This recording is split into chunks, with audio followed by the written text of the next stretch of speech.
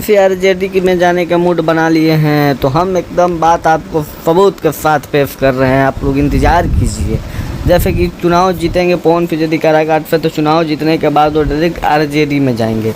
जिस तरीक़ा से पहले से तो हर चीज़ बीजेपी से पवन सिंह का ठीक था, लेकिन जब चुनाव नज़दीक आते गया कहीं ना कहीं बीजेपी से पवन सिंह का खटाफ बढ़ते गया, और पवन सिंह के खटाफ बढ़ने के कारण पवन सिंह के मूड मिजाज बीजेपी से नहीं मिला, तो पवन सिंह निर्दलीय लड़े।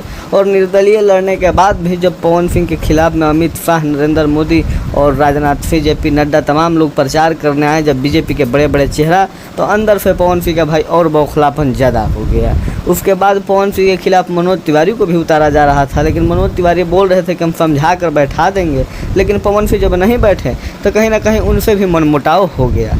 और हम आपसे बता दें कि पवन सिंह अपने प्रचार में हरा झंडा लेकर जब निकले तो सबको लग गया कि कहीं ना कहीं पवन सिंह जीत के बाद आरजेडी में जाकर ही शामिल होंगे। और खेसारी लाल यादव से भी जब पूछा गया, पवन सिंह के प्रचार में आए थे और उसके बाद वो मीसा भारती के प्रचार में गए पटना, तो उनसे पूछा गया कि क्या पवन सिंह जीत के बाद आरजेडी में आएंगे, तो उनका भी कुछ ऐसा ही मूड बनते हुए नज़र आया और बात कहते हुए नज़र आए। तो एकदम हमको लग रहा है कि 70% उम्मीद है कि यदि काराकाट से पवन सिंह जीत जाते हैं तो डायरेक्ट आरजेडी में जाकर शामिल होंगे।